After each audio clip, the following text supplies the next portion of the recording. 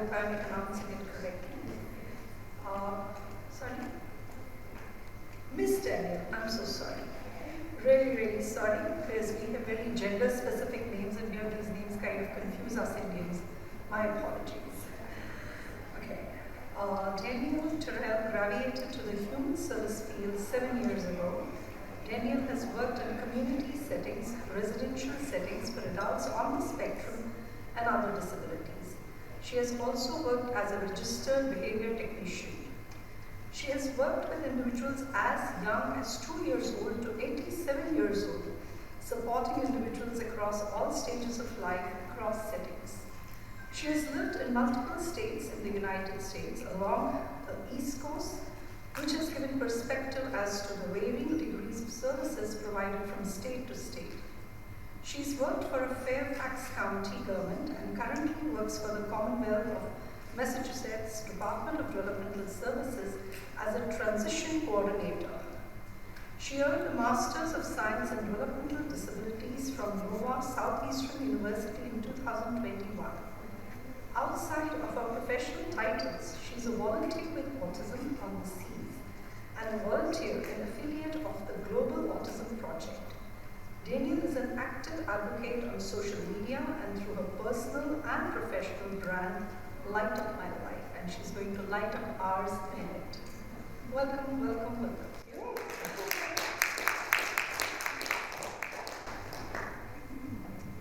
Thank you.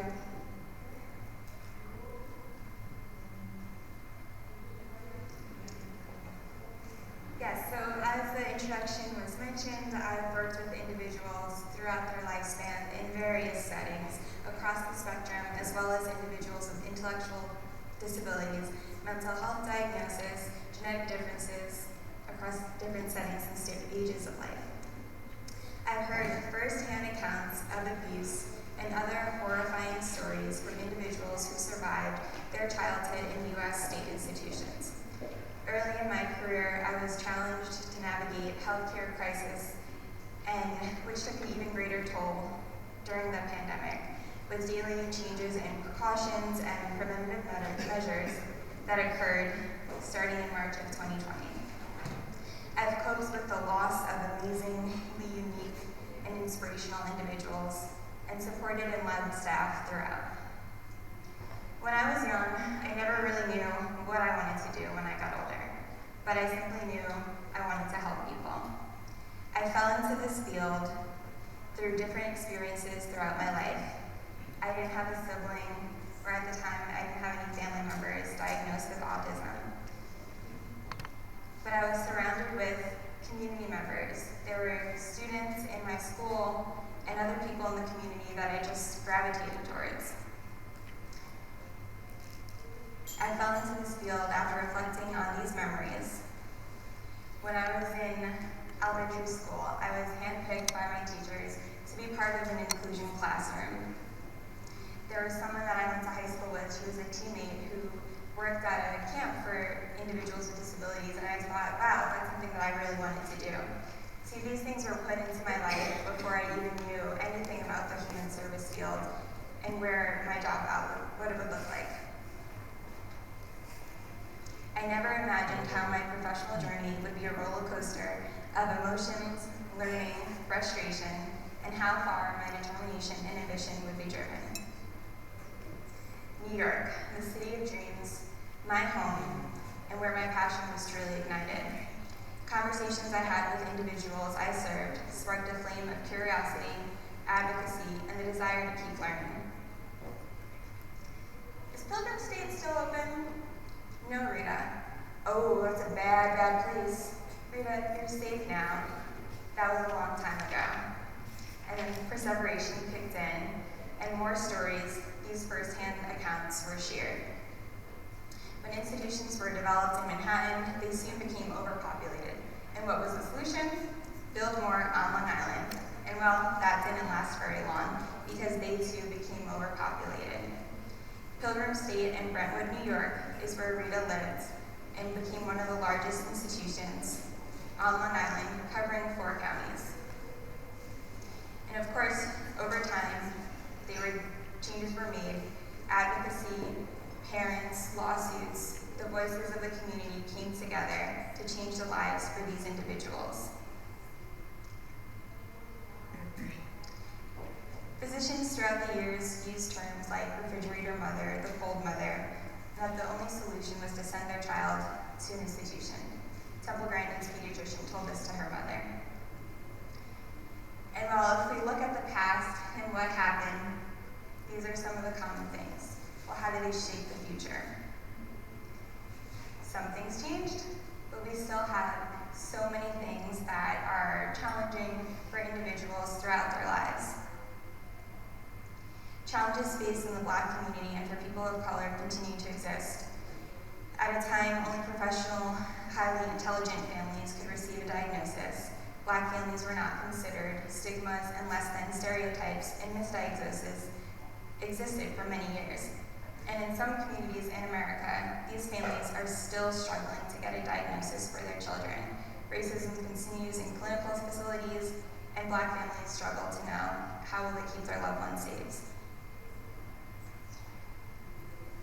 After deinstitutionalization, changes started to occur, but the language of doctors and specialists were still limiting. Over the years, parents were told, don't expect much. Your child may never talk, they may never live independently or work. Of course, we know that early intervention is so important and that people are getting diagnosed at a young age. But to all the specialists, physicians, and advocates in this room, how are you changing the script? How can you provide additional supports when families receive that diagnosis? What does the conversation look like when children turn 14? How will you help children transition to become adults? And how are you supporting young professionals like myself? How are you building community? Of course, I took this quote, and we all know the challenges that are faced. They're happening all around the world, in the United States, and I'm sure they're happening in your home country. The need for opportunities to grow in this field has always been an obstacle. We need community to continue to change and evolve this field. With stronger, intuitive, resourceful community members, we'll see a greater quality of life for individuals with autism and other disabilities. There's so many topics that I can talk about today, so I'm going to kind of skip to staffing crisis. This was one of the highlights that I really focused on when I was studying for my master's degree. We know that a staffing crisis is happening in every field due to the COVID-19 pandemic. However, a staffing crisis has always existed in the human service field. There's no shortage of need in the world. However, we continue to have wait lists. Just like we saw previously in the past, there were wait lists for services. We know that there's a high turnover, lack of training, low pay for staff. The role of a direct support professional is so intensive, yet they lack the supports to help children and adults. So the narrative has changed over the year. However, why is the human service field continuing to struggle? We look at technology. How far have we come in medicine and travel? We're all brought together here today from so many different countries because of social media, because of the internet. So why is it that humans, taking care of humans, is so delayed? We need to continue to support individuals to develop their full potential. We need to be supportive of each other and help each other grow. How do we do that? Support individuals across their lifespan, from early intervention, childhood, through their transitions, as they become adults. There's so many gaps in services and drop-offs in the field. Where are the physicians that are working with adults and the specialists? Why are they ending when kids turn 22? There's so much more that they need to achieve, and we can't do it alone. We all need help. There's an individual that I supported when I was living in Virginia, and he had a lot of healthcare issues. He was diagnosed with cerebral palsy, and he had a long list of doctor visits and different things that he needed to navigate, but didn't have the skills to truly understand. So he would avoid doctor's offices. He would avoid recommended treatment, and he didn't have anyone in his family that was that healthcare surrogate. with supporting individuals at a young age and teaching families that these are the conversations we need to consider, what will the healthcare look like for your loved one when they get older? How are you going to support them? We asked him later in his life, who would you like to help make medical decisions for you? He said staff. Unfortunately, that's a conflict of interest. Have these conversations early. Consider all the things that your child, your loved one may go through throughout their lives. Again, consider all the obstacles. Residential placement. Do they need 24/7 care? What do their employment opportunities look like? Is it something that they really enjoy? Is it something that's going to make them happy? And again, specialists. Start working more with the adults. Start training young professionals about different opportunities that they can help adults. And the importance of transition periods. As you just learned, I'm currently working with transition-aged young adults. And the transition is so important, and so many school districts still are unaware of what the pieces they need to work with families and individuals and how to support them in their transition. Have these conversations. Our individuals are living longer. They're going to need supports. Let's start with transitions. So again, this is something that I pulled from one of my graduate papers. And basically, the model shows that our key stakeholders, organizations, natural supports, government, community, educators, they're all the key. If we can get more state funding, if we hire experts in the field to train staff, if we can train staff to promote ongoing career development, we'll have professional development. I've had some amazing experiences, and I'm not going to say that I regret anything, but when I was an undergrad, I still didn't know what I wanted to do. I studied psychology, but there was still something missing. I wish that I did know more about the human service field, and that there was more opportunities for freshmen and sophomores in college to learn about how they can support the field and how they can make an impact for individuals across their lifespan. If we continue to develop staff competency, have training opportunities for educational growth, then we can provide a higher quality of life for individuals, and we can build community. Now, I know we don't need to talk about COVID-19, but it has truly decimated the landscape for giving and accelerated the decline of staff in the human service field. As we build community, we increase in understanding and maximize natural supports and the gifts of autistic individuals that can be shared with our community. Enough slipping through the cracks. The CDUC rates in the United States are changing rapidly. We need to go back and restructure our community. There's so much room to learn and grow in this field, and we need to address the gaps in services we have seen for decades. We need to continue to fight for inclusion and raise awareness around the world. Last year, I attended a fundraiser for autism. It was the 14th annual autism fundraiser. And the people that were speaking were like, yeah, we raise money for this, we raise money for that. And they called autism a disease. How have you been fundraising for 14 years but still don't understand autism? We need to bridge the gap between acceptance and awareness. This is our world. If it's happening anywhere, it's happening everywhere. Storytelling has made me the person that I am today. I wouldn't have the knowledge I've gained today without working directly with individuals, their families, and others in the field. To all the young professionals, I would say networking, education, and a diverse hands-on experience is the key to improving quality of life for individuals with disabilities. Our job outlook does not have to be monolithic, just as autism is not. We need to learn how to support individuals throughout their lifespan and increase the quality of life for all by building community. It's time to change the script. This is a little cut off. It's from a song lyric. I'm not going to sing it to you, but there's an individual that I supported throughout the last few years of her life, and she would sing the song. It was her go-to karaoke song, You Light Up My Life by Debbie Boone. You light up my life. You give me hope to carry on. You light up my days. You give me strength to carry on. When Karen passed, I reached out to her guardian, who was also her cousin, and I really just talked about Karen's life and how it was only a few years that I got to spend with her, but how impactful she was, how Karen and all the other individuals that I've worked with have truly been the lights of my life and been the inspiration for everything that I do. To all the mothers, keep going, keep reaching out to your community, keep carrying on. There's so much life in your life. And remember to thank yourself and hold on, because you've already done so much for your children. Thank you, everybody.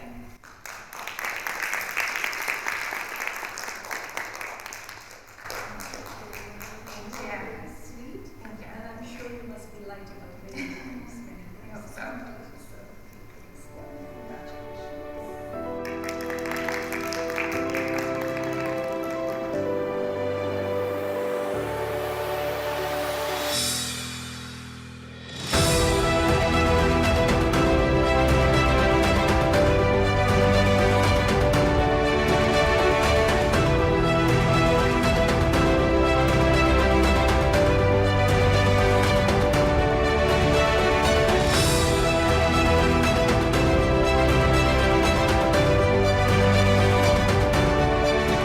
It's really nice to be here, and we're going to have Dr. Temple with us live right now. Dr. Temple does not need an introduction.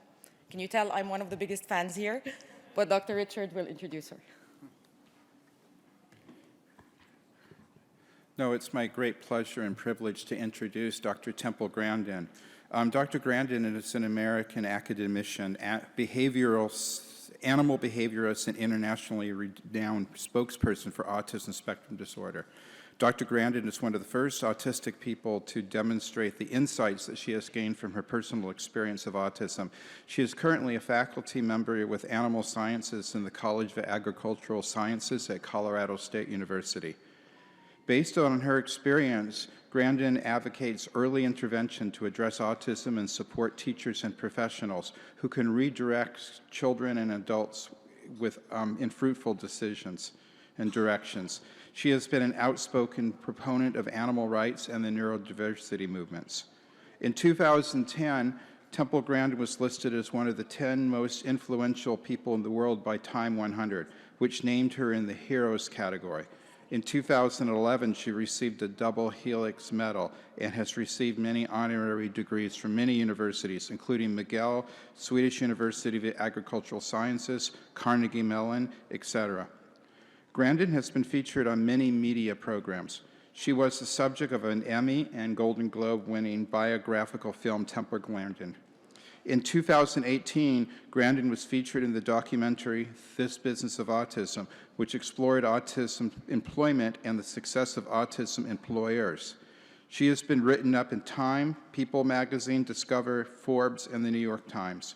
She is best known for designing the Hug Machine, which is a deep pressure gadget planned to calm extremely sensitive people, which are ordinary people with autism. And I know her personally, working with her as a colleague to sequence her entire genome, to read the chromosomes from end to end and make sense of that as to how they caused her condition and how they continue to influence her life. And I'll never forget working with her to do that. And if you're interested in what we found out, come to my lecture tomorrow at 11 something. So introduce Dr. Grandin. Well, it's good to be here. And also a lot of emphasis on skills like getting dressed, combing your hair, brushing your teeth, eating with utensils. Well, one little tip with these kids, you have to give them time to respond. They're like a phone that's only got one bar of service. And slow down when you talk to them. And when the grown-ups talked fast, it went to gibberish. Can you put the next slide up, please? Now, the thing about autism is it goes all the way from Einstein, who had no speech until age 3, to somebody who has much more severe autism when they become nonverbal. But some of the ones that are nonverbal can learn to type independently. But a brain can be more social emotional, or a brain can be more interested in what they do. And having an interesting career has been very important to me. I'm really happy that I'm a professor. I've got graduate students, and I've done a lot of research in animal behavior. I have 3 graduate students that have become university professors. I'm very, very happy about that. So a brain can be more social emotional, or brain can be more interested sort of in what they do. This is why I think it's important to get kids out doing interesting things. Some of these kids that get addicted to video games, one of the ways to get them off the video games is have them fix motorcycles, have them fix cars. It's the one thing that's worked. They find out that maybe fixing those motorcycles is much more interesting than the video games. And that's something that can turn into a career. And it's a skill that other people want. Let's go to the next slide. Shows a picture of Thomas Edison. He would probably be autistic today. He dropped out of school. Now, fortunately, he had a mentor. And he had a mentor that taught him how to use the telegraph. It's really important for students to get exposed to things. I was not originally in the cattle industry. I got exposed to it as a teenager. And I had very good teachers and mentors, starting with my mother when I was very young. She was always pushing me to do new things. She encouraged my ability in art. I had a wonderful primary school teacher. I had a wonderful science teacher who got me interested in studying with all kinds of interesting projects to do. Good teachers are so important. Let's go to the next slide. There's Einstein. He would probably be in an autism program today. Let's go to the next slide. Put the next slide up, please. Now, I'm a kind of a NASA fan. And I got 5 years ago, I got a chance to go visit visit this launch pad. This was like so much fun. And what I learned when I went there is the astronauts, they had we call it the right stuff, but they were people that had Tourette syndrome, that were dyslexia. They were building the launch pad. They were designing control rooms. There were people there at NASA, really smart people, that were, some of them probably were on the autism spectrum. I've been to many, many NASA sites. And if you look at the old videos of going to the moon, look at the people in that control room. I think there was quite a few autistic people there. And they were really happy that they got to be involved in that project. Let's go to the next slide. Now, I've got emotions, but I get emotional over interesting stuff I do. And Voyager spacecraft now is 45 years old. The scientists are in their 80s now. They are still tracking it. They've managed to keep it going.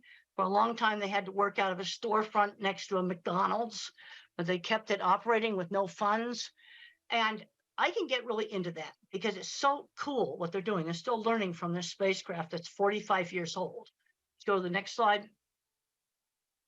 Yeah, past Saturn, we can go to the next slide.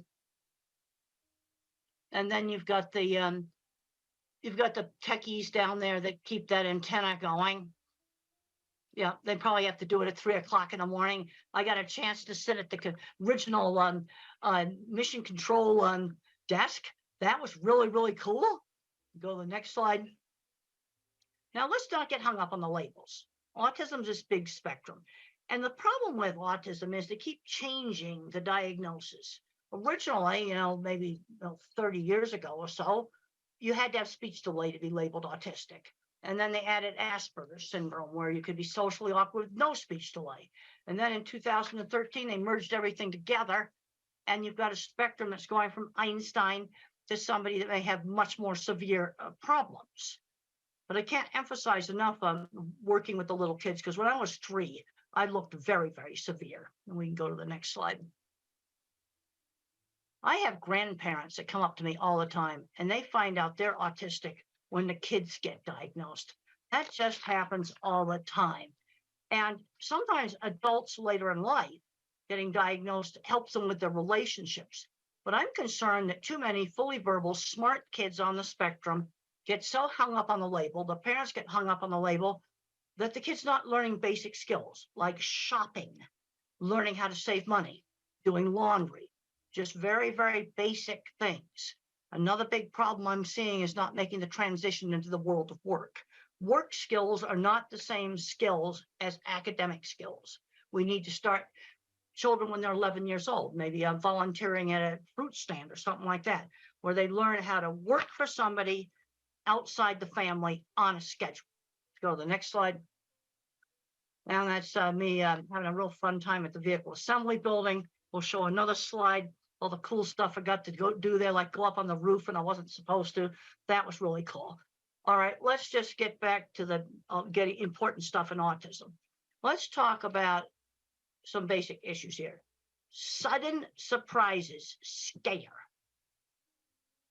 Okay, let's say a child's going to go to a new school. We'll try to visit it maybe before they go there, or look at the website.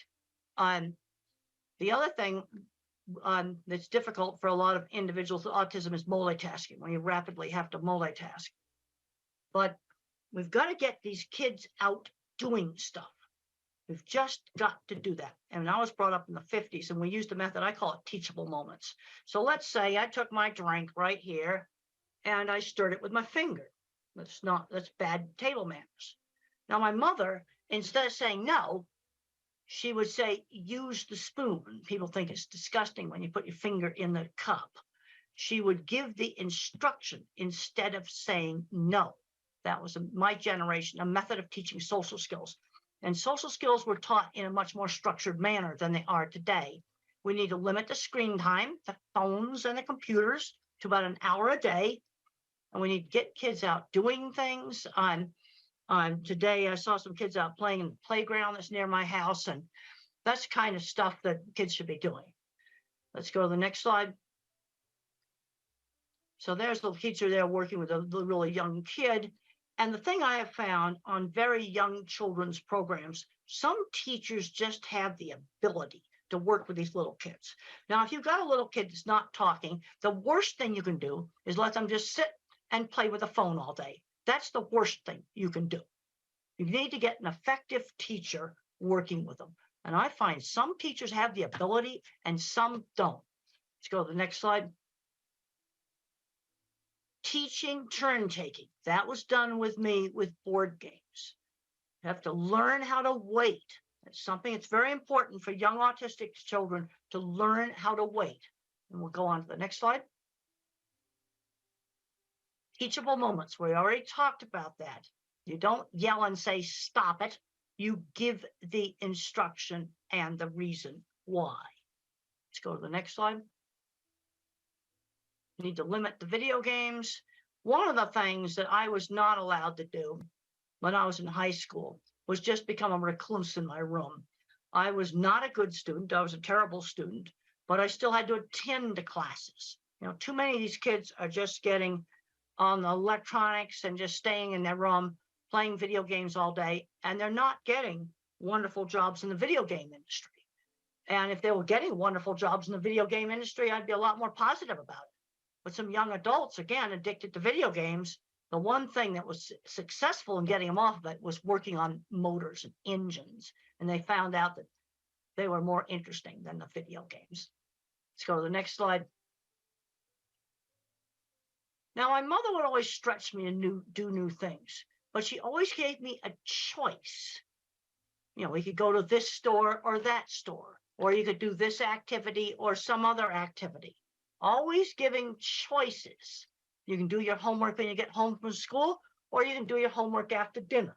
Giving some choices. And one of the things that helped me, being raised in the 50s, is we had sit-down dinners. And, you know, my sister and my parents would take turns telling about their day. Unfortunately, in some families, that's not happening.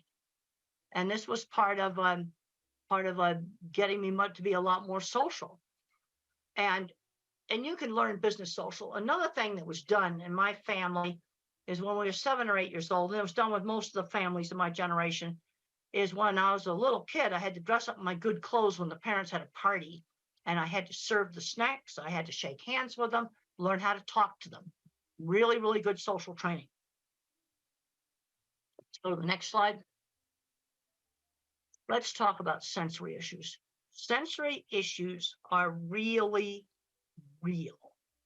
And loud sounds like a school bell or a hairdryer or maybe a vacuum cleaner would hurt my ears. Now, one of the ways to help a child to tolerate these sounds is to let the child play with the vacuum cleaner, where they turn it on. They turn the hairdryer on. And when the child turns the dreaded noisy thing on, they often get to where they can tolerate it better because they are controlling it. Now, there's some kids wearing headphones all the time.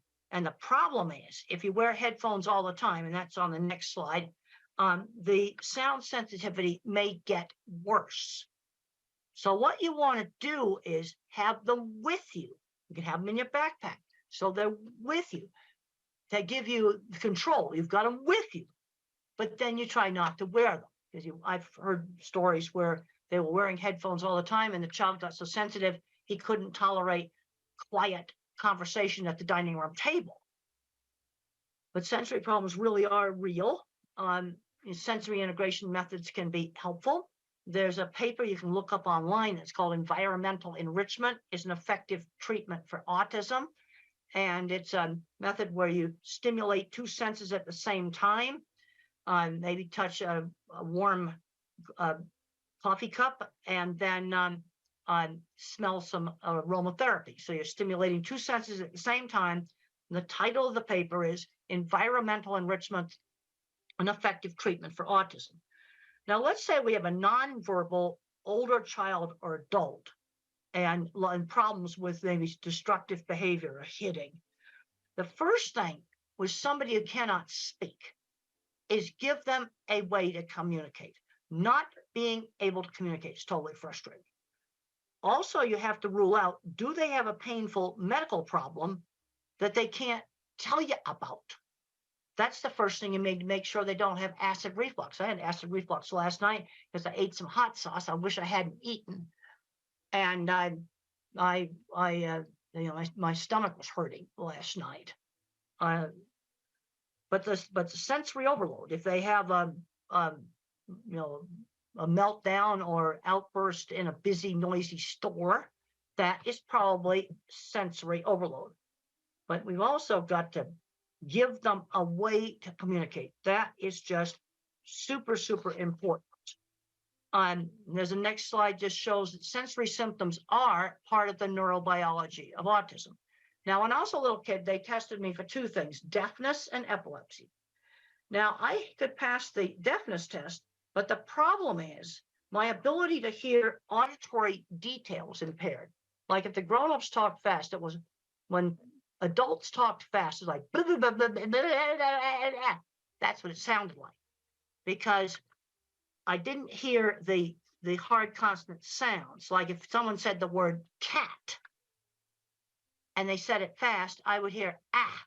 So my speech teacher would say cat ta, or she'd hold up a cup and she'd say cup pa, and she switched back and forth between saying cup and cup pa.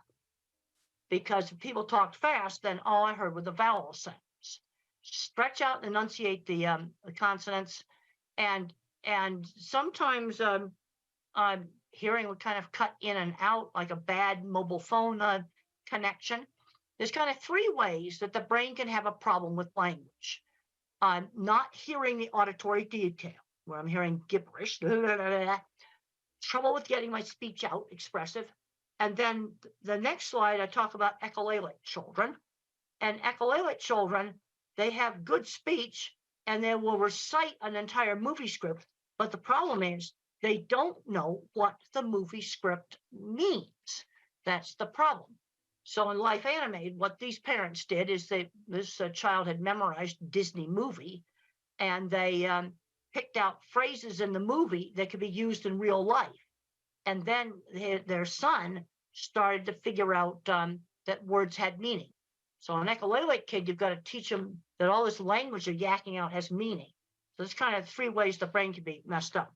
The next slide talks about attention shifting slowness.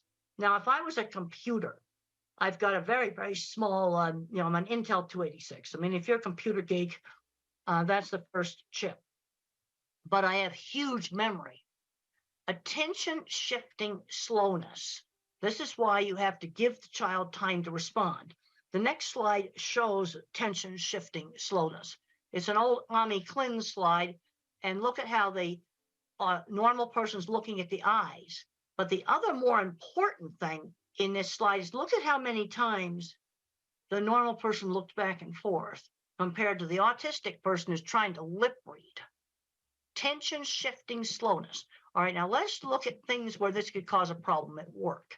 I want to see these kids get employed, and I want to avoid the jobs such as rapid multitasking at a McDonald's takeout window. That would be a very bad job. Another problem is I don't have any working memory. So if let's say I have to like shut down the cash register at night at a store, and then maybe 5 or 6 steps, I need to write them down. I need to write the steps down like a pilot's checklist.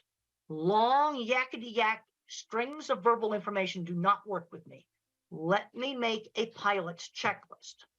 Okay, and if you don't want to disclose autism, just say to your employer, pilots need a checklist. I need one too. And for pilots, it's mandatory.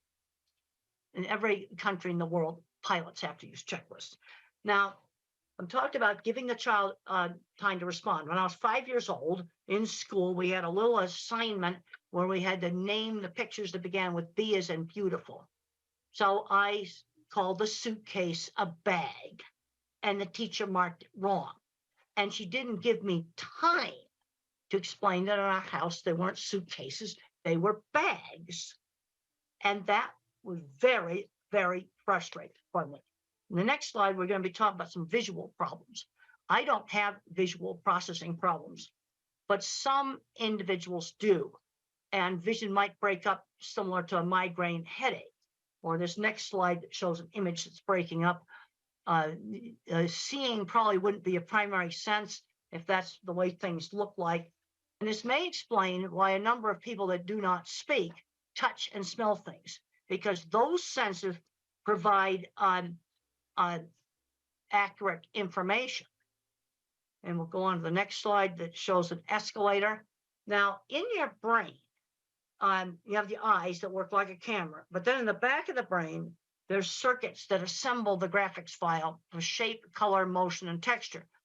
And if there's something wrong with those circuits, print may jiggle on the page when you try to read. These kids are often terrified of escalators because they can't tell how to get on and off of it. So you have a child that hates an escalator. The chances are he has a visual processing problem. And the eye exam may be more or less normal.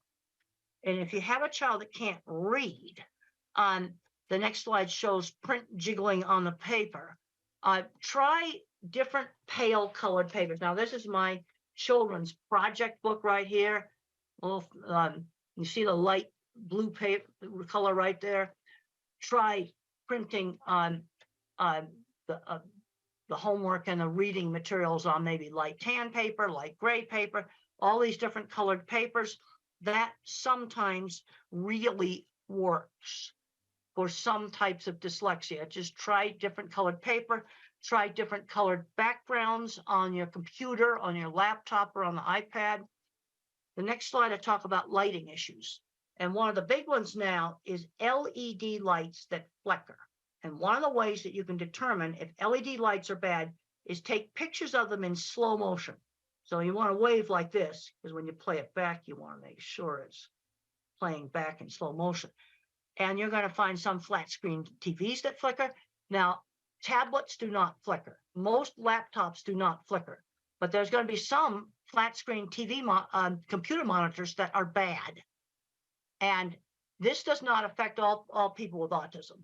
But I'm going to say about 10 or 20% may have a problem with seeing flicker of LED lights or on TVs and computer monitors. So what do you do if you have that problem? You go buy a lamp and you find an LED light that does not flicker and you put it next to the desk. And you can buy cheap ones that don't flicker. But this is something that's a real problem. And when I get asked about designing a school or a home for people with autism, I want to make sure we have LED lights that do not flicker. I just learned from a technical specialist that if a TV flickers, it has to do with the internet connection. But this kind of stuff needs to be fixed, and you can just test it with slow motion video. The next slide just talks about some more severe sensory issues. In noisy environments, I am not able to hear because of all the background noise. Cannot hear. And I also cannot follow very rapid chit-chat conversations where people get very social, chit-chatting back and forth very rapidly. I get bored with that. And there's questions coming up about masking. Some of that stuff's just too hard for me to do, but you can always do some business social, shake hands with people. There are some individuals that need breaks, but sensory problems are real. Let's go on to the next slide. The next slide talks about this environmental enrichment program, where you use inexpensive, cheap things to stimulate two senses at the same time. You're always changing the things that you stimulate, and it's an adjunct or an add-on to other types of therapy. Now, the next slide shows some really wonderful books for that have been written by non-speaking autistics. Now, I really like How Can I Talk My Lips Don't Move by Tito. I had a chance to meet Tito, and he came into a library, and he was flapping and everything. And I wanted to see, I tested him with a really, really strange picture that he had never seen before, and it had an astronaut in a spacesuit riding a horse out in the desert. And I showed that to Tito, and he types really fast, Apollo 11 on a horse. Another good book's Carly Fleischman's, Arthur Fleischman's Carly's Voice. Then you got The Reason I Jump, the sequel to The Reason I Jump. I like the sequel. It's a better book. But I'll give you a little tip about the typing. Remember the problem with attention shift. Okay, like on this desktop, my keyboard's way down here. But when I type, that print appears way up here on the screen here, and the keyboard's down below where the video is. Now, many people with autism cannot make that attention shift. And that's the reason why you want to use a tablet, because the virtual keyboard, with using that virtual keyboard, the writing appears right next to the top of the keyboard. Or you're going to have to, on a laptop, put the keyboard on a box, and you need to make sure it's a monitor that does not flicker. This is really, really important. Next slide just shows some brain scans. And the point I want to get across right there, different parts of the brain get turned on when you do different things, like seeing things, hearing words, thinking about things. And where there's a problem in autism is in kind of the inter-office communications. And what you tend to get is uneven skills. Like I'm really good at art and mechanical stuff. Somebody else might be really good at mathematical stuff. And we'll just show some more pretty brain scans. Next slide shows, oh, that's my skull. Let's show the next slide. That's the microbiome. You see the little tiny hairs there. Those are axon tails, and they form great big inter-office communication cables between different parts of the brain.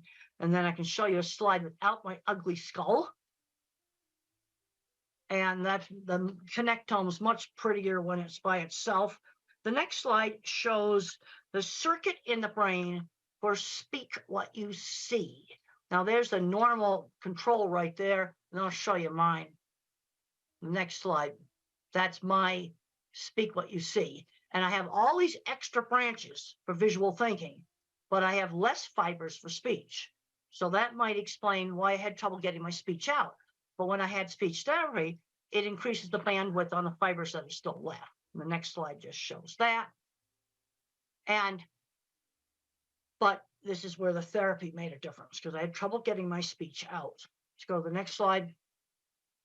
Now, for speak what I hear, I am definitely not an auditory person. I am definitely a visual person. And we'll go on to the next slide. And I want to talk about the importance of developing strengths. That's an artwork I did when I was about 6 or 7 years old. Mother always encouraged my ability in art. It's a picture of a wooden dock or deck that was by the beach. And she always encouraged my my art. And the next slide just shows a picture a young child did in 3-dimensional. Most little kids don't do that. And I would just draw the same horse's head over and over and over again. So mother would broaden my skill. Let's draw the stable. Let's draw the saddle. Or if you have a child that likes cars, let's read about cars, do math with cars, draw pictures of different cars. In other words, broaden that fixation. broaden the fixation, especially with something like cars, that can turn into a career. The next slide just talks about the art ability being encouraged. Often we'll have uneven skills, really good at art. I was absolutely terrible at mathematics, but then you're going to have another autistic person that's good at math. And we'll go to the next slide where it shows that the way I think, it's videos in my head or movies in my head. I'm what's called an object visualizer. And in my new book, Visual Thinking, The Hidden Gifts of People Who Think in Pictures, Patterns, and Abstractions, I discuss 3 different kinds of thinking that you can have in autism. Most people are mixtures of the different kinds of thinking. But in autism, you might get an extreme object visualizer. That's me. And the HBO movie shows how I think. My kind of mind's good at art, mechanical things, photography, working with animals, absolutely terrible in mathematics. And then the next kind of mind is the visual, spatial, mathematical mind. And the mathematical mind thinks in patterns. And then you have people that think in words. And it's important to kind of know how the child thinks. That just shows eclipse shadows on where the eclipse the trees made little tiny eclipses like a pinhole camera. That happened on our campus. I noticed detail. I watched a whole bunch of students just walk over that. They just didn't notice it, but I noticed visual detail. The next slide shows 2 things that can bother cattle, like seeing a car through the fence, seeing a piece of red string, seeing a bottle there that might move. Little things that people don't notice. Also in autism, there is there's some better ability to pitch discrimination. There's been a lot of research that shows that these sensory things really, really are real. And the next slide shows one of my cattle handling facilities. And how did I sell my work? One of the things I did to sell my work was to show off pictures of things I had designed.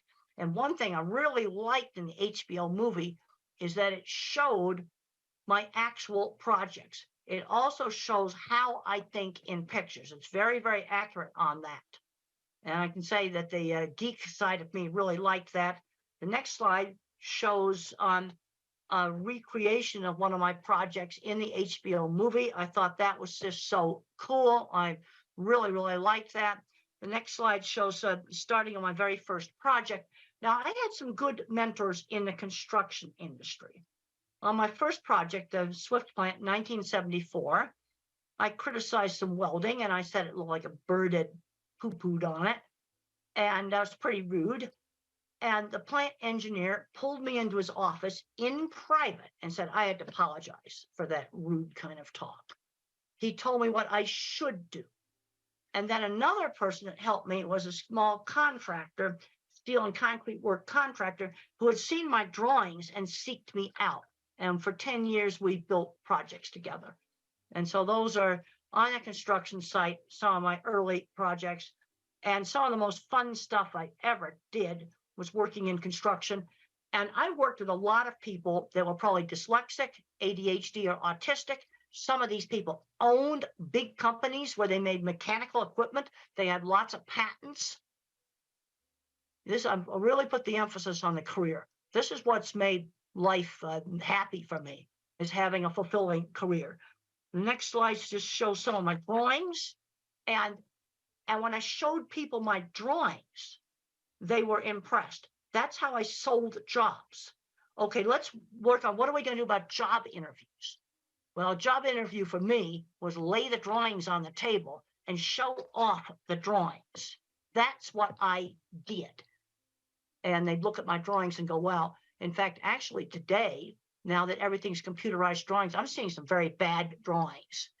And now the next drawing shows a dipping vat system. And you can see on the concrete work, I have all the reinforcing rods drawn in there. 4 years ago, I got a really horrible set of drawings that the engineering firm had done on a computer, and they hadn't drawn in the reinforcing rods. I marked them all in pencil, and I said, you go back to that engineering firm and get it done right. This is a piece of equipment I developed for the meat industry called the center track restrainer system. You can see a lot of complicated steel work there. And one of the people I worked on this was autistic, undiagnosed. Special ed department builds the stuff. And we need these skills. We need to find back doors into jobs, where you just kind of bypass the interview and get jobs. Well, a friend that has a store and maybe they'd be willing to work with the kid. I think I'm going to stop there. You can have the rest of the slides because I'd like to do questions. And I've already talked about some of the most important stuff, but what you see right there is high-end skilled trades. And I was very interested. I went to the Steve Jobs Theater right before COVID shut everything down. And the glass walls came from Italy and Germany. And the carbon fiber roof came from Dubai. That's very, very high-end skilled trades. That's something to be proud of. All right, let's get some questions going right now. Hope I'm going to get some questions. Hello? Hello? Yes, let's get some questions. Yeah, just a second. Hi, my name is Sona. I have a son. He is nearly 8 years old. And I always have this question because I'm a big fan of you and I know you know a lot about autism and animal behavior. So I wanted to ask, what's the connection between visual sensory preference as my cats and my son? They both like similar toys and they have similar visual preference. Is there any link? Does your son speak? He is speaking, but he is not like having any big vocabulary. So he has very short vocabulary and has sensory issues. Does he have a decent way to communicate? Even something out like one of these computerized things that will speak, or a picture board or something for him to communicate with? No, we never use like visual pictures like PECs. We never use those. So we encouraging him to use more spontaneous speech and the speech therapist, the ABA therapist, all of them, what they recommend, we follow that. Well, if he can learn to speak, then you don't need to use PECs. But Yeah. if you have a child that has like 3-word vocabulary, and he's 8 years old, we need to give him another way to communicate more easily. And that, I can remember the frustration when I couldn't communicate. And I remember that, I showed you that picture of the bicycle in the suitcase. And it was so frustrating when the teacher didn't give me time to explain that in our house suitcases were bags. And I didn't understand the concept of the letter B, the sound of the letter B. But there's a point where they need to get a better way to communicate. Yeah, some kids can use sign language. Some kids there's various programs you can get for tablets. Yeah, the thing is, he started talking just before he gets 6, so it's really delayed. So that's why. But is he starting to talk? Are you getting more and more language? Yes, and more clarity. Like it takes time. Like it's a step by step. But we had him from severe autism. Now he is in between low and moderate autism. Okay, so in the spectrum. Good. If you're getting progress, parents always ask me about different programs. I said the most important thing is you're getting progress. Yes, now, if you're getting progress right now, then you're doing the right thing. Yes, the only problem I'm struggling is his memory and his sensory problems. That kind of restrict him to learn more and focus on tasks and academics. And he's better in maths. As you said, there are a few types of visual learners. He is more into maths and numbers rather than alphabets and reading. You see, because I said there's a visual kind of autism. That's me. Yeah. But there's also a mathematical. There are kids that are very mathematical. He is visual in maths, but he's not very visual in, he's not into reading that much, but he's better in maths, like counting and numbers. He's really good with numbers. Good. Then you maybe you can move him ahead in numbers. How is he at things like getting dressed, bathing? these kinds of things. He is very independent. Wherever I taught him, is very independent. Good, good.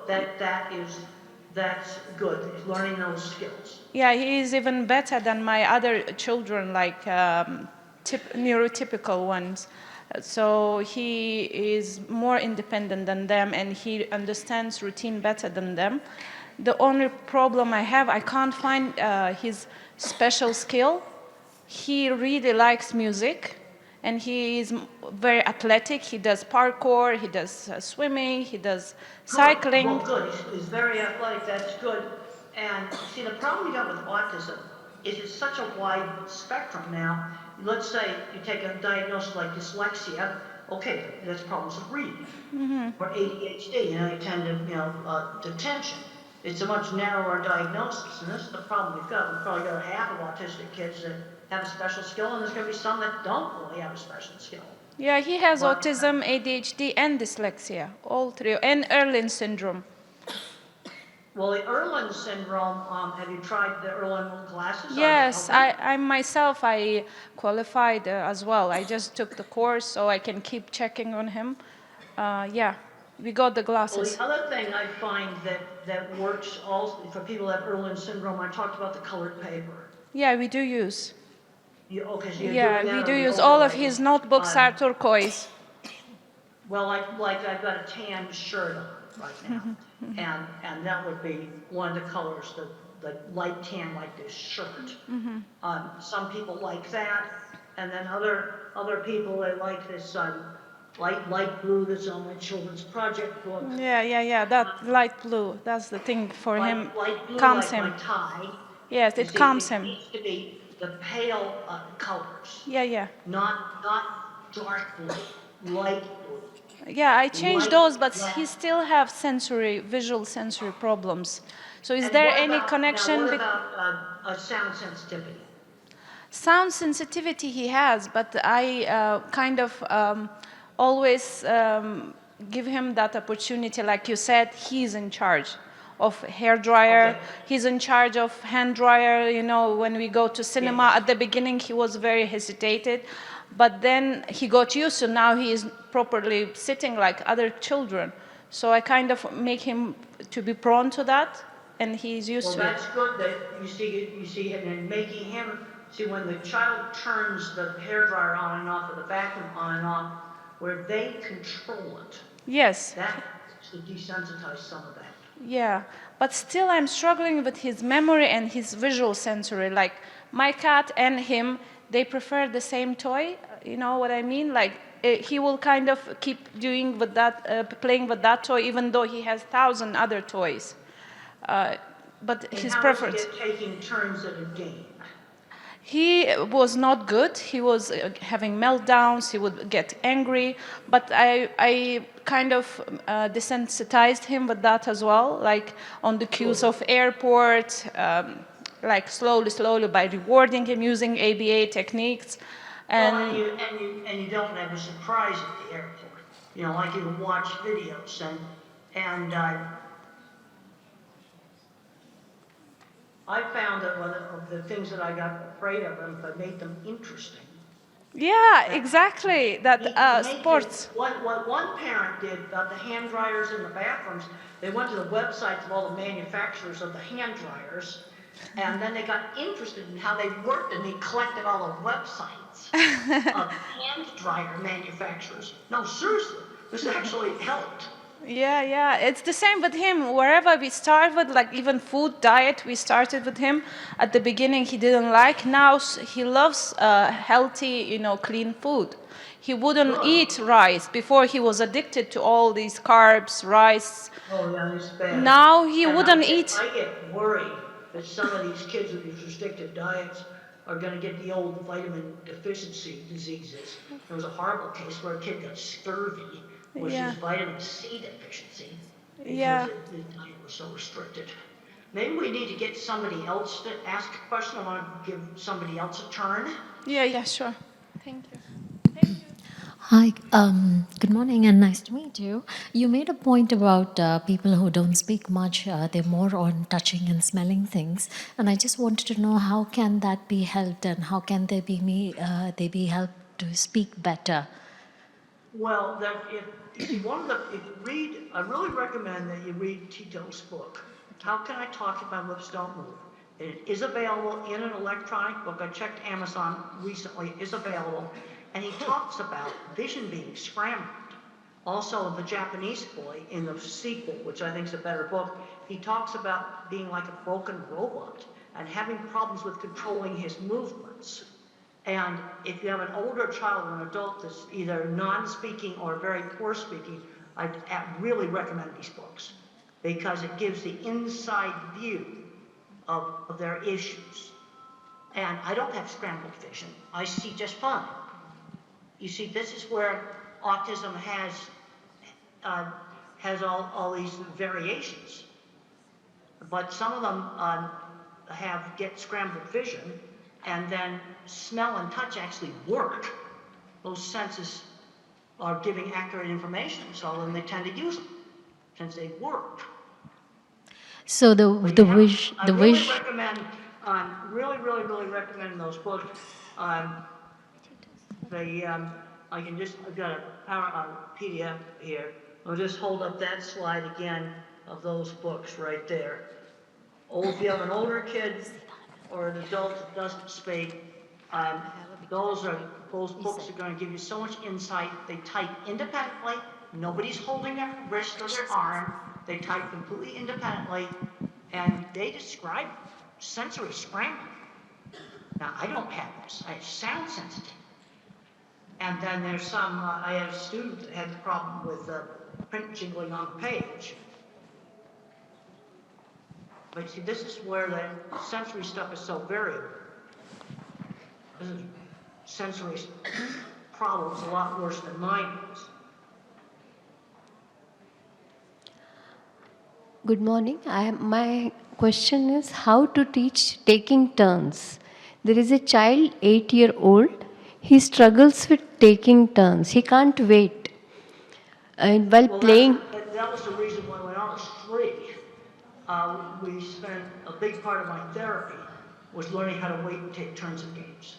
How do I teach? How do I do it? Like sometimes there's a video activity happening, and there are 3 kids. One after another, they can watch their favorite video clip for maybe 5 minutes. But he can't wait for others.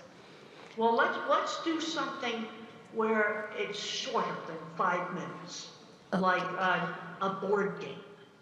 We played a lot of Parcheesi, which is a very simple board game where you shake little cups with dice in it, and you move little wooden pieces around on the board.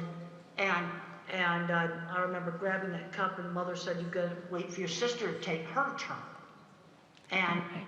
And something where it's not 5 minutes. Let's do some turn-taking thing where it's, 1 minute. Take a turn in Parcheesi takes 10 seconds. Okay, so I start with 10 seconds. The first activity should be very short. Well, but the thing is, my speech teacher that I had years ago, this would be like in 1950. Okay. She just knew that teaching the kids how to wait and take turns was super important. My therapy had a lot of emphasis on that. All right. How to wait in line. Okay, you're at the supermarket and you've got to wait in line. You can't cut to the front of the line. That's also turn taking.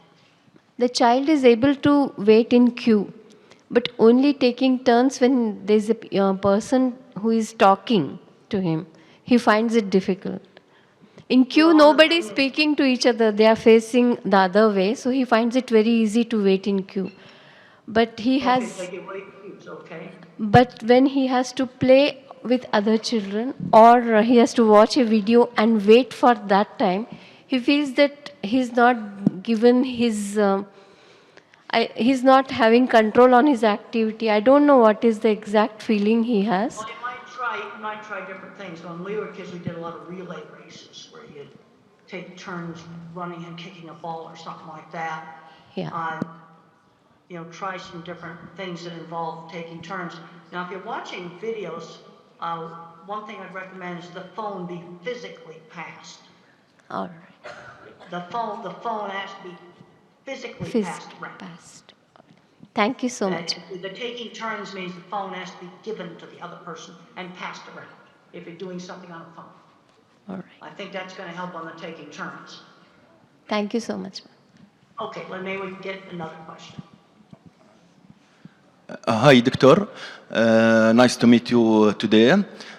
In the last 5 years, we're hearing somebody tell autism causes by TV. I want today listen in your opinion.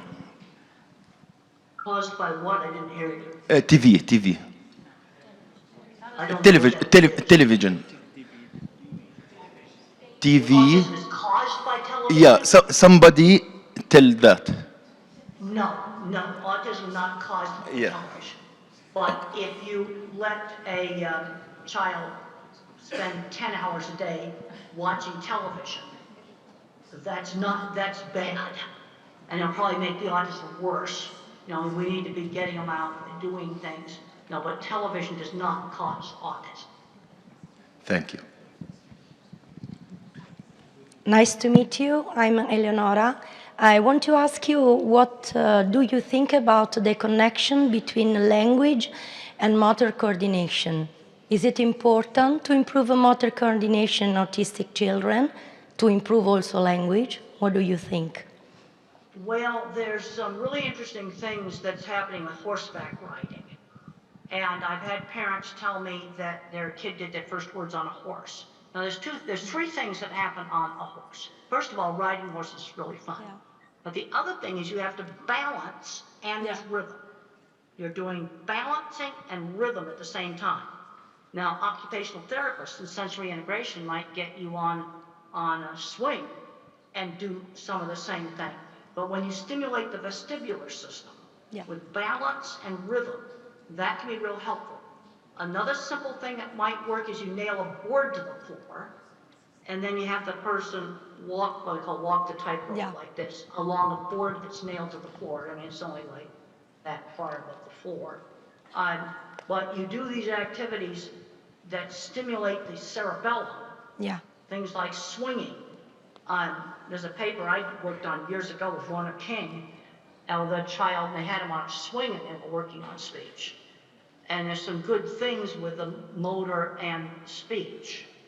And the thing that's not known is which kids respond to this. You see, this is the problem with any of these sensory things. It works on one kid and another kid it doesn't work. Okay, I worked on my squeeze machine. Some kids respond to deep pressure, other kids don't. This is where the sensory problems are a real variable. But some individuals, they do swinging, balancing, rhythmic activities. That can help on speech for some individuals. Okay. We can use also music, for example, rhythm. And that is very important. The other thing is there are some individuals that can sing words before they speak them. Yeah. Singing is on different brain circuits.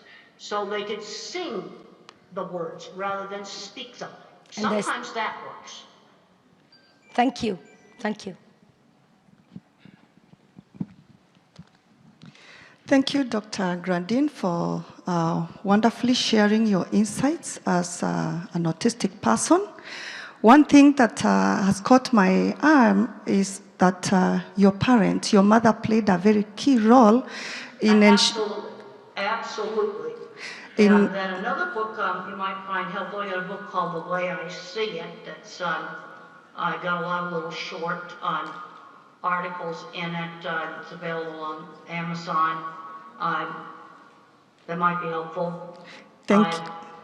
Yeah, I also have a lot of information on website, templegrandin.com. Just templegrandin.com. There's lots of free information on that. Thank you. So I'm a mother of triplet boys with autism. They are 11 years old, all different. They are all on a different spectrum. And one is still nonverbal. And all my sons are really not academically gifted. And there's one thing you have mentioned, that you're really fortunate and happy that you have a wonderful career. Now, I would like to request if you can share one word or a direction to us parents. Often we find that we want to follow the typical growth, go to kindergarten, go to primary, go to high school, go to university, get a job, get married, all that. But most of our children with autism don't really seem to fit there. What can you tell us? Well, the thing, you have uneven skills. I'm a big believer in getting children exposed to lots of different things. I did all kinds of things when I was a child: cooking, sewing, woodworking, art, music. I was taught musical instruments, and I was terrible at musical instruments, but good at art and mechanical things. And so you expose kids to lots of different things, then you can see what they are good at. But I know, like you look at this equipment here, I've worked with people where a single welding class led to building things like what's shown in that picture. And then another kid, it might be mathematics and programming. Some you have to expose them. And then you've got people with autism that are not going to be building equipment, they're not going to be doing mathematics and programming. Let's say you have a kid that's good with numbers.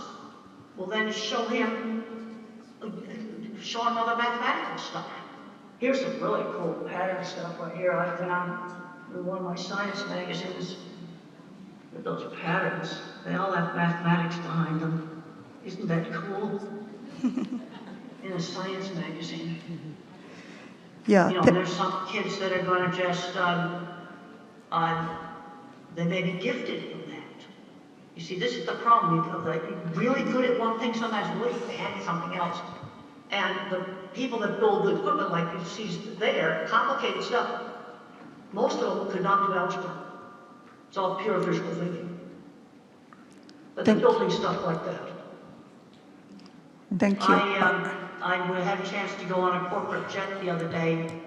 The guy that took one welding class, he builds entire beef plants, and he just has them memorized in his head. A single welding class. He's building entire beef plants. Unfortunately, now, we're running. He's not autistic. But I did work with several other people in metalworking that I'm pretty sure were autistic. We're out of time now, so we're just going to have one more question. I know that we would. One more question. Hello. Midnight or whatever, I'm going to go to bed. But I'm really glad that I was able to get up and talk to everybody. And free to give the videotape around to people. There's more slides in this deck. You can go ahead and give people the whole slide deck. It just wasn't time to work tonight to show all the slides. Hello, Dr. Grandin. Thank you so much for the presentation. My question is, right now I'm working as a general practitioner, but when I was a teenager, I had a distant cousin who, at that time, he was 7 years old. He has symptoms of aggressive behavior and at times, but most of the times he's a very quiet kid. He won't interact much and everything, but the aggressive behavior is the key point, like it's almost disruptive. And later on we diagnosed he has autism. But how old was he when he was doing the destructive behavior? At 7 years old. And because of that, his whole family also have a history of mental illness, like other mental illness. It's stigmatizing, it's so traumatizing for all of them, especially the boy. So how to deal with autism children with aggressive behavior? I had aggressive behavior when I was 7. There was a penalty for it. There was no television for one night. For aggressive behavior. The other thing you have to look at, what is bringing it on? Is there a problem with frustration with communication or with sensory overload? Communication. We've got to make sure he doesn't have if the child is non-speaking, then you always have to make sure you do not have a hidden painful medical issue, like maybe an ear infection, urinary tract infection, acid reflux in their stomach, a toothache, something that's hurting that they cannot tell you about. I think he had meningitis. He had meningitis. I also problems with things like getting aggressive when I was a child was worse when I got tired. I had a pretty good sense of when she needed to just say I need to go to my room and just calm down. But for when I was 7, I was fully verbal, and there were consequences for aggression behavior. No TV for one night. And then I threw a big tantrum. Mother would put me in my room and let me calm down for half an hour. And then she'd say, well, you know the rule. You join the family now. But there'll be no television tonight. And I understood consequences, but I think there's some individuals where they may not make the connection between the tantrum they had at school and no television that night. See, this is the problem. You've got autism. You've got such a big range. Okay, I think that that was. And then you've got the autistic. You see, the people that I worked with that had the metalworking shop and all the patents, designing equipment, they would have been more the Asperger type. There would have been no speech delay. You see, this is where that Asperger type with no speech delay now has been merged in with the autism with speech delay. I had speech delay, so I was definitely not the Asperger type. And the people that I worked with professionally in metalworking work would have been the Asperger type. But they had social issues. I'll never forget one of the jobs, I had to drag the guy out of the shop because before he got picked for plant engineer. We're out of time now. Thank you very much. Thank you for joining us. Thank you.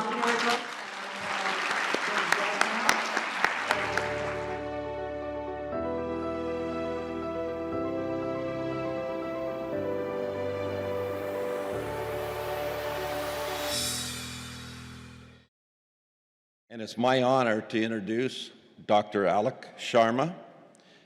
Dr. Alok Sharma is the professor and head of the Department of Neurosurgery at LTM Medical College and Hospital in Mumbai, India.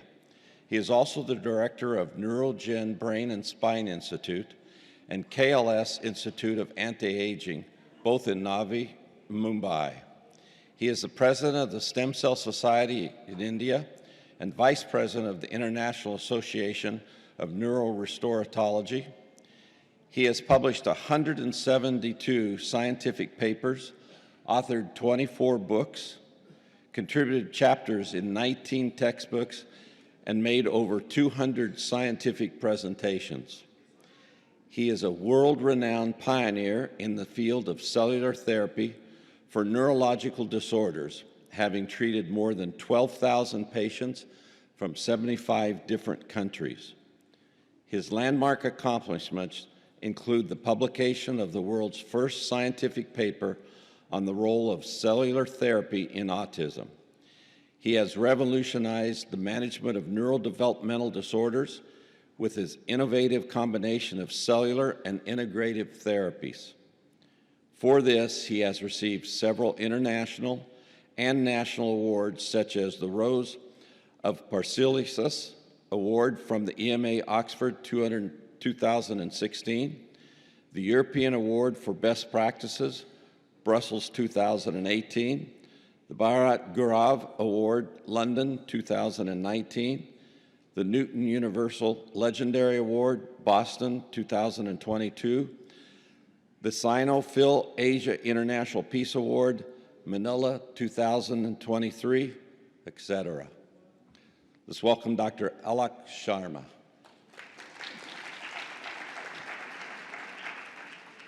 This is truly amazing. To be in Dubai, to be at this wonderful international conference for autism and neurodevelopmental disorders, but most important, to be able to give a talk immediately after Temple Grandin. What an honor. I had never thought in my life that, one day I'd be speaking after the legendary Temple Grandin. Temple, you're just so amazing. You're not you, your life, your thoughts, your work, your effort is not just an inspiration to people on the spectrum, to their families, but to all of us caretakers, researchers, and doctors in the field as well. So I'd like to begin by thanking Temple for the wonderful and amazing talk that she just gave. I'm going to speak on a new topic, that's regenerative medicine in autism spectrum disorders. When I give a talk, I like to begin with this picture. This is a painting a huge painting, the size of this entire wall, which I found in a hospital in Howlin, Taiwan. And when I entered that hospital, I asked them, why is this picture here? They said, this is a picture of Lord Buddha going into the jungle to heal. And they said the job of the physician is to reach out to people who are in suffering and heal them. So that's what we have to do, reach out and help those in need of healing. Now, if you look at the increasing prevalence of autism, it is actually unbelievable and incredible that the world has not taken notice of what's happening. You look and see in 2004, the incidence was 1 in 166. In 2023, it has become 1 in 36. At this rate, in the next 2 decades, every third child will be on the autism spectrum. Okay, this is something we as medical professionals need to bring to the attention of society, of people, of governments, of administrators and rulers, that this is unprecedented and that the facilities to take care of these children do not match up to the increasing incidence. There are about 70 million kids on the planet. That's 1% of the world's population. It's like a huge percentage of people. So the current situation is that, you have a child who has some symptoms, the parents notice, you go to the doctor, therapist, get a diagnosis, and they say what you can do is therapy, you start the therapy and you're back to where you were. So what's new? What am I going to be talking in this talk that's different? First, the concept of neurodiversity. And this is what Temple spoke of, okay? That we have to see how people on the spectrum are diverse, that they are not less than, they are different, that they have uneven talents and skills. So the concept of neurodiversity, because now there are going to be so many people on the planet that you can't look at them in the way that we've been looking at them earlier. The other exciting thing, and I'm going to highlight that, is a better understanding of what's happening with the brain. And this is what has changed everything. Then the whole concept of neuronal regeneration, that it is possible to regenerate the brain that's not functioning as well.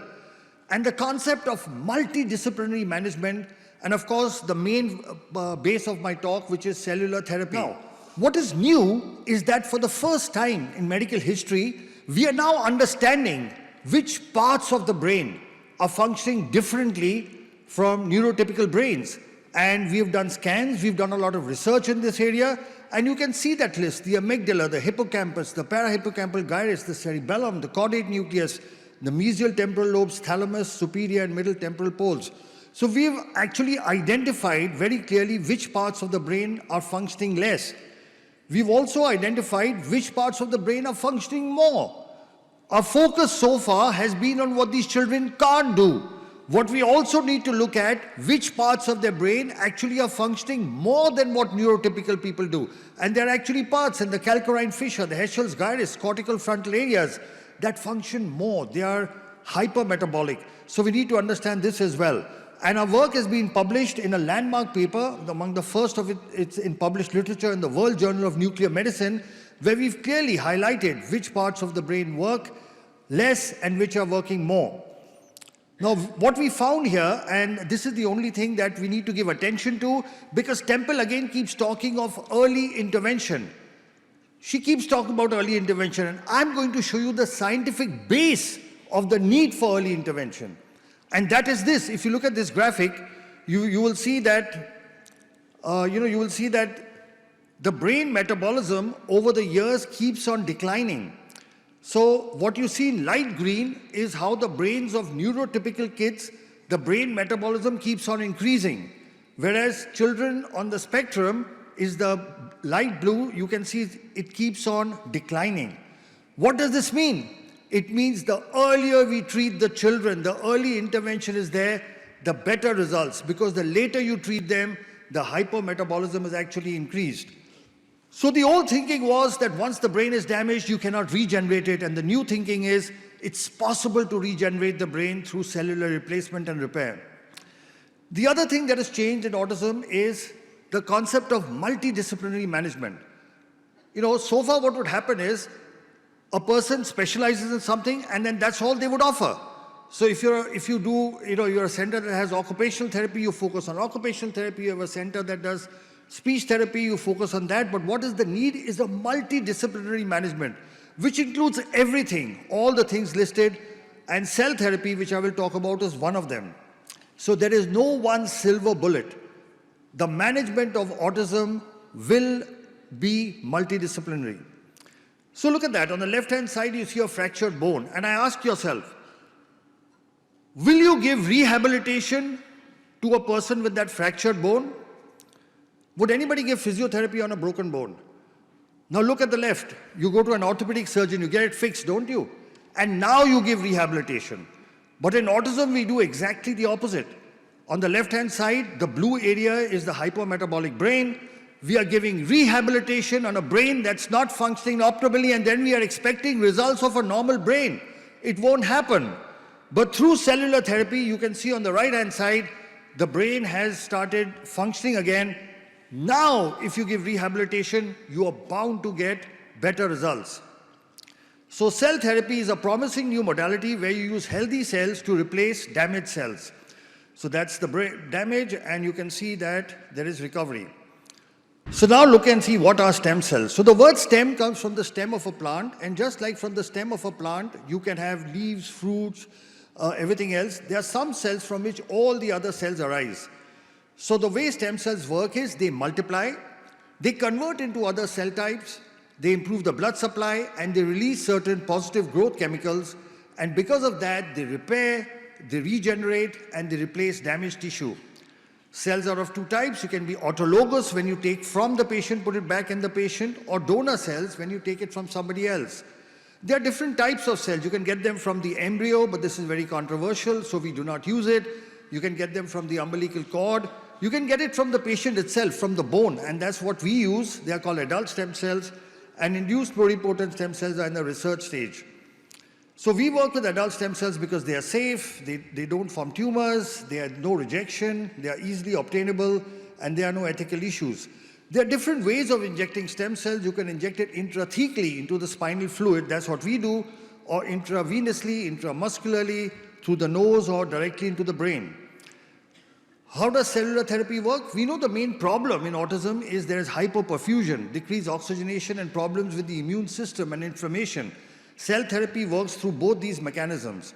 So here is a small video showing the three basic steps. What we do a bone marrow aspiration with a needle, separate the cells, and inject it back. The whole process has only 2 needle pricks. Let's look at a video.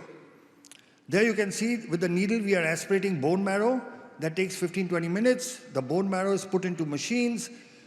It separates the cells, and once the cells are ready, with a very thin needle we inject it back. Just 2 needle pricks. And we take cells from the child and put it back into the child. So let's review what the world literature says. So there are a total of 33 clinical studies, published papers, which show a 80% success rate. 33 worldwide papers. And if you see a review of literature, the world's first scientific paper was published from India. It was by us. We also published the 6th one. The others came from China, Italy, America, etc. So this is the world's first paper on cell therapy in autism, which we published in 2014. This was our paper, and it showed 91% of the patients improved. The second paper came from China. Here again, they showed an 88% improvement. The third paper came from the United States by Dawson, again showing 90% improvement. This another paper from the United States by Kimberly et al. Showing 90% success rate. This paper by Martinez from Mexico showing a 95% success rate. This paper from Vietnam by Thang et al., which showed a 93% success rate. This paper from Italy, which showed a 78% success rate. Now, this is a meta-analysis. This is a review of 460 patients. And at the end, in this paper, they summarize that cellular therapy is safe and that it improves patients with autism spectrum regardless of what type of cell we use.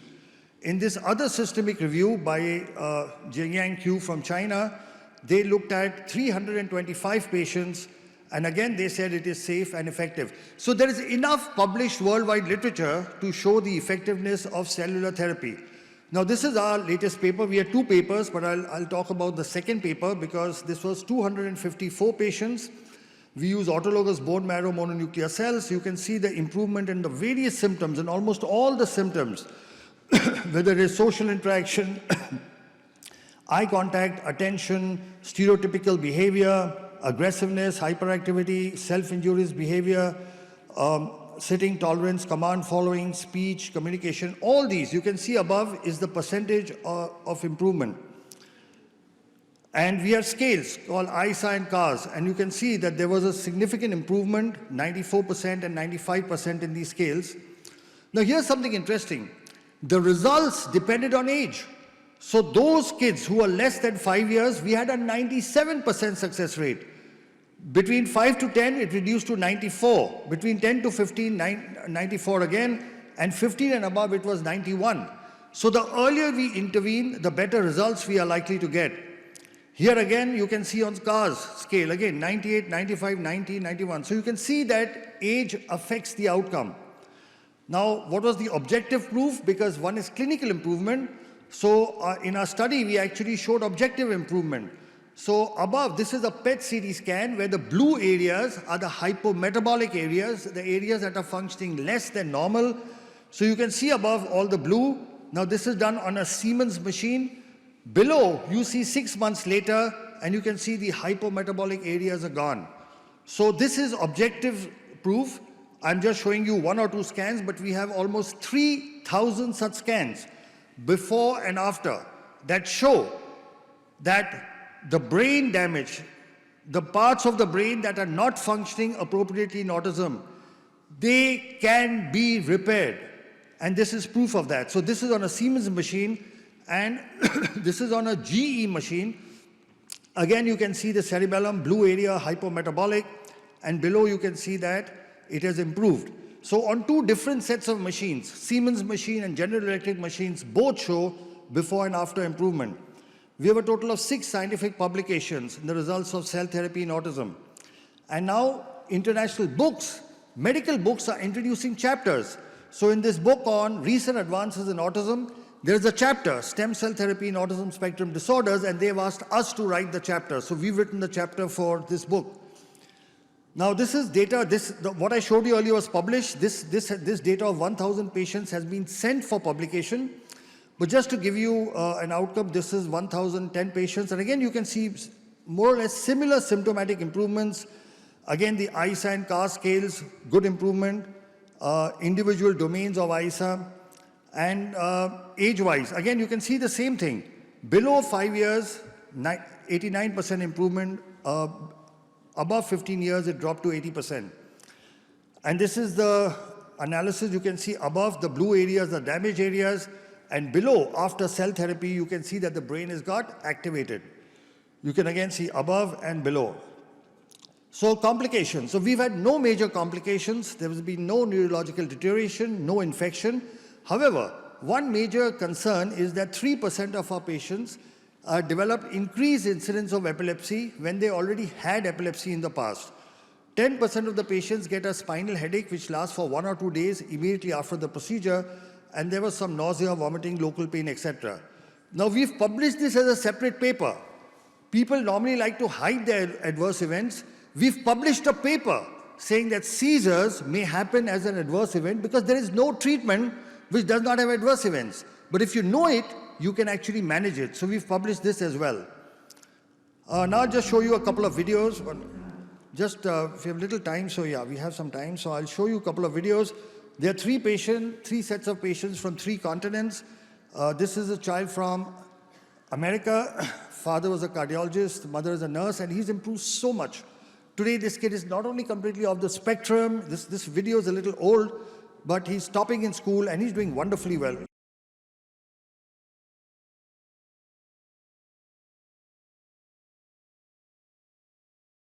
I couldn't get him to engage with me. I couldn't get him to give me eye contact. Over time, he started to lose a lot of vocabulary. Right around 18 months to the age of 2 years, he just slid backwards. He would flap like that, and he would walk on his tiptoes. look at the wall and be talking to the wall. He had problems with eye contact. He'd never look you straight in the eye. He had problems with his speech. Some research and found out about neurogen. And the big question that I had in my own mind was, what is there to lose? And I could not come up with a good answer, and I said, we have to do it.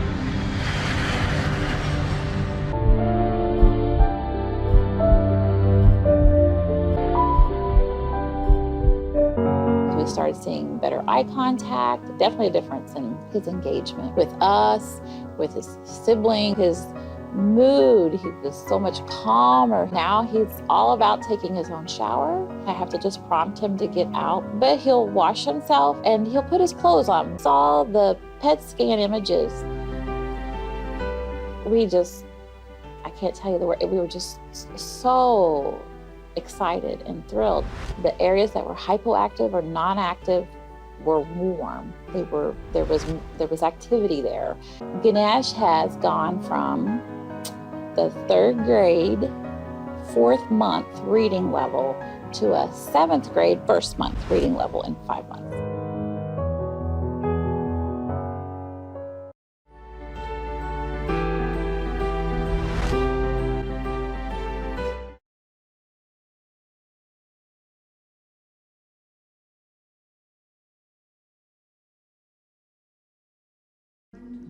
And now we have Mercy over here. We went to different doctors, we went to different hospitals, and when I brought it up, they were like, oh, no, don't worry, it's because they are boys, they are triplets, they were premature. I would be walking out and I'm like, bye, and no child is crying, no child is waving back bye.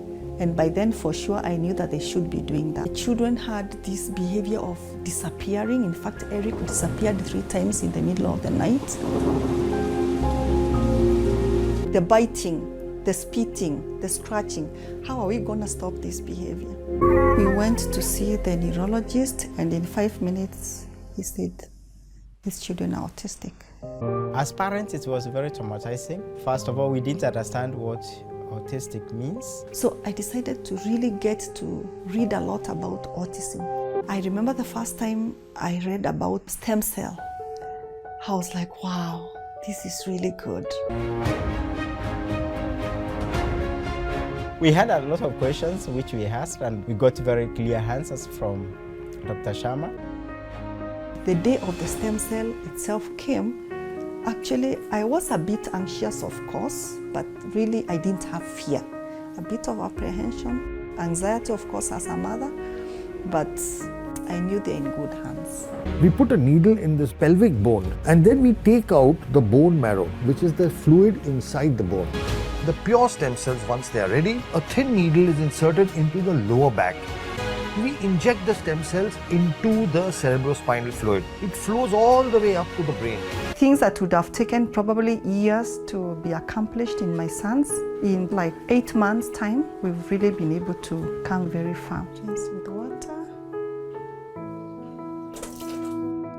They used to defecate on their clothes, but now they can use the toilet. We've seen a lot of improvement in terms of spitting. The tantrums have reduced. Sleeping used to be a problem before, but at the moment, he's taken to his bed. It takes a few minutes and he's asleep. You see my sons cycle. You try to make them understand what it is to pedal, and they couldn't. But after stem cell, when we arrived in Kenya the following day, and we went out, and these guys could cycle.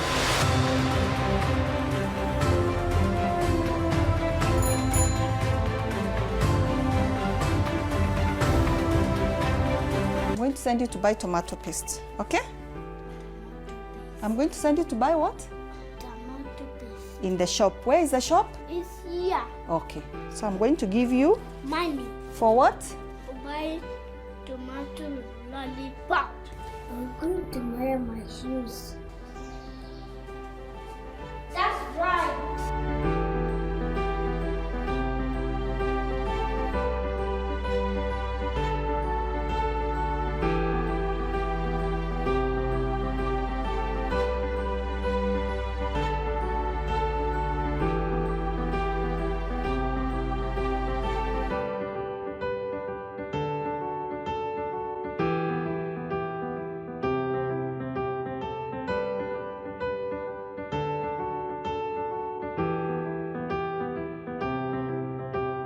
parents ask me, so do you really think stem cell works? And I'm like,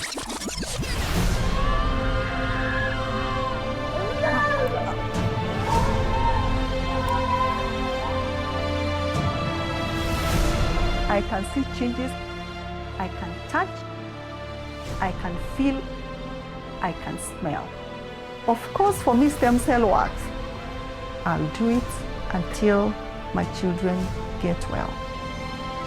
So that's two stories. And by the way, Ricky's right here. You're going to see him. He's right here. We are short of time, so I won't talk much about cerebral palsy, but this is a paper. It works just as well in cerebral palsy. We've got 15 articles, chapters in textbooks, and that's the brain damage before in cerebral palsy. That's after. You can see the improvement. Then in intellectual disability, it works as well. We have the world's first scientific paper. We've treated more than 12,000 patients from 75 countries, total of 106 papers and 16 books. And I'd just like to share the views of our Honorable Prime Minister. मैं Japan गया तो Japan मेरे कार्यक्रम में मैंने एक कार्यक्रम क्या जोड़ा मैं वहाँ एक नोबेल लॉरिएट साइंटिस्ट याकामाहा को मिलने गया मैं इसलिए किया गया कि उन्होंने स्टेम सेल के अंदर जो रिसर्च की है मैंने जितना पढ़ा था तो मेरे मन में आया था शायद इनकी एक खोज हमारे काम आ सकती है क्या है हम गए तो वहाँ गए उनसे चर्चा की और बेंगलोर के हमारे साइंस इंस्टीट्यूट के साथ आज उस दिशा में हमारा काम हो रहा है कि स्टेम सेल्स के द्वारा हमारे युवा साइंटिस्ट कुछ खोज करें. So that is the Prime Minister of India, Shri Narendra Modi ji, talking in Parliament about stem cells. And here is the President of the United States. Today, with the executive order I am about to sign, we will bring the change that so many scientists and researchers, doctors and innovators, patients and loved ones have hoped for and fought for these past 8 years. We will lift the ban on federal funding for promising embryonic stem cell research. Scientists believe these tiny cells may have the potential to help us understand and possibly cure some of our most devastating diseases and conditions, to regenerate a severed spinal cord and lift someone from a wheelchair, to spur insulin production and spare a child from a lifetime of needles, to treat Parkinson's, cancer, heart disease, and others that affect millions of Americans and the people who love them. There's no finish line in the work of science. The race is always with us. The urgent work of giving substance to hope and answering those many bedside prayers, of seeking a day when words like terminal and incurable are potentially retired from our vocabulary. So my conclusion is that adult stem cell therapy that we use may be considered a safe and effective treatment option for autism, cerebral palsy, and intellectual disability. It accelerates development, reduces disability, helps in functional recovery, and improves the quality of his life. We heard the two biggest democracies in the world are India and America. You heard the Prime Minister of India speak of stem cells. You heard the President of America speak about stem cells. But now I want you to hear somebody more important than that. The child you saw in that video, he's right here, Ricky. Ricky, say a few words. Talk to the audience. Thank you.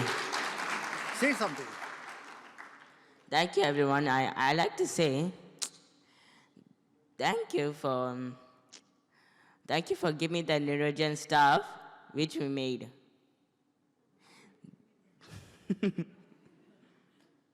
This child could not speak. This child could not go to school. Today he's standing in front of you and giving a speech. Let's give him a big hand. Thank you. Thank you, Ricky. Come.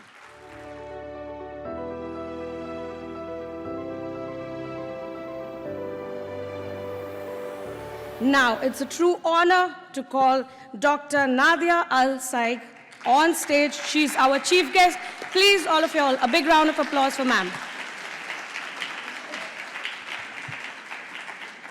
She's the founder and director general of Senses Residential and Daycare for Special Needs. We would really like to felicitate ma'am, as Senses has been the strategic partner for ICAN.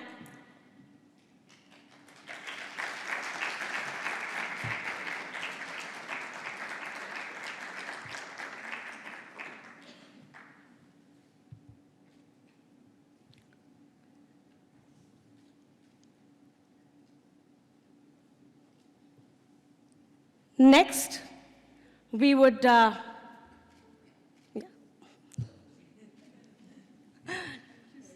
social media. Yeah.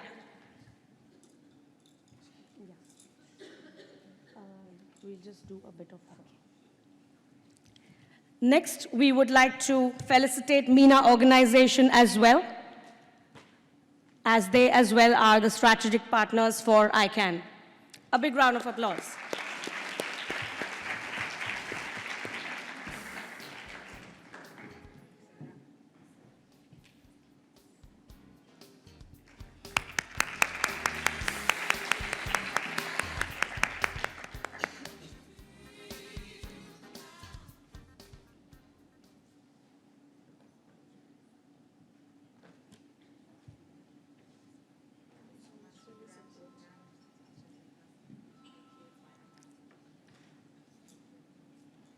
Thank you so much. And now we would like to felicitate Farhan Shahid, who is from Census and has been helping us with the entire organization of ICAN.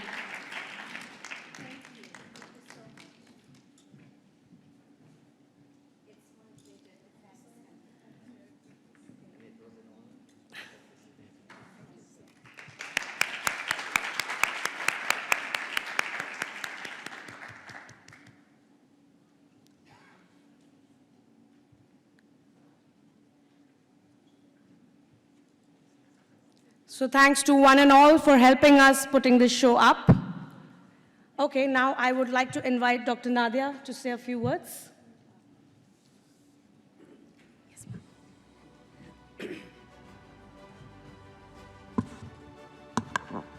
بسم الله الرحمن الرحيم والصلاة والسلام على خير الأنام محمد المصطفى وعلى آله وصحبه أجمعين.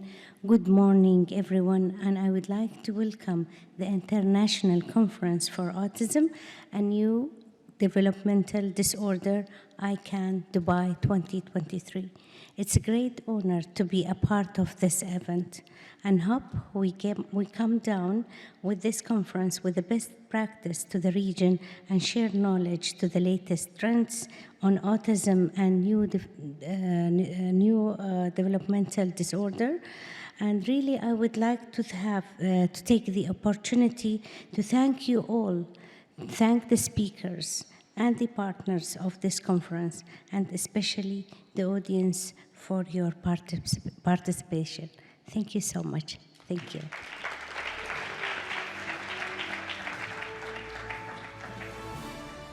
So now we will be inaugurating our book, Treatments for Autism. As we did see in the film, it was earlier already inaugurated in English, but now we are inaugurating it in Arabic language. So ma'am would do the honors.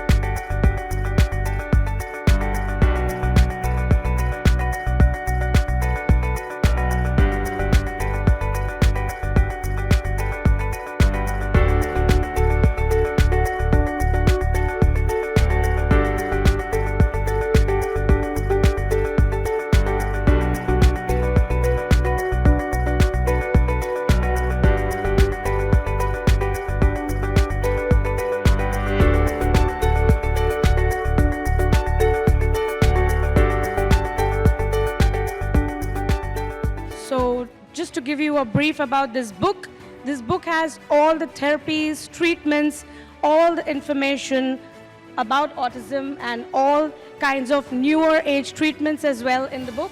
You can have a copy online on our website. You can request for that, as well as we have English books that are available. So you can just send us an email on our website. Just log on to www.autismconnect.com and you can just subscribe for the book and you will be able to get one. Thank you so much, everyone. I would really, really, really be very thankful to all of you. Thank you so much.